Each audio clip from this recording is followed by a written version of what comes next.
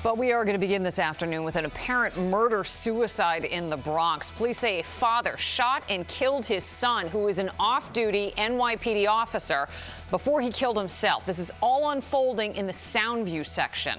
That is where Eyewitness News reporter Sonia Rincon is live with the breaking details. Sonia.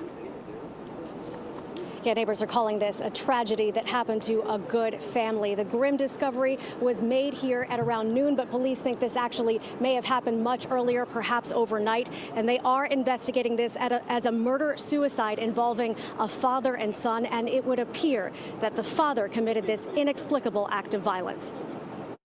The building super, who's known the family for years, is still in shock. He tells us he heard a scream from a woman who found her brother-in-law and his father wounded on a bed in their fourth-floor apartment on Vitelli Avenue.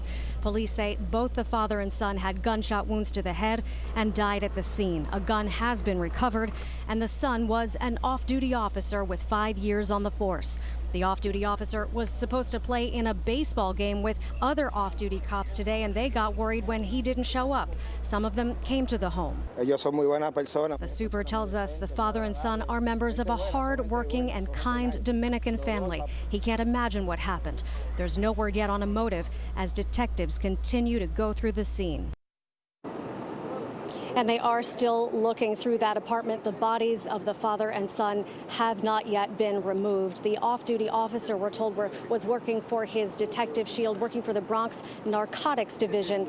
It is not clear if the gun used was his service weapon. That is under investigation. The father, according to neighbors, was a retired cab driver, and the mother is out of the country. Again, we've been hearing neighbors describe this over and over as a family tragedy, one they are struggling to explain and understand.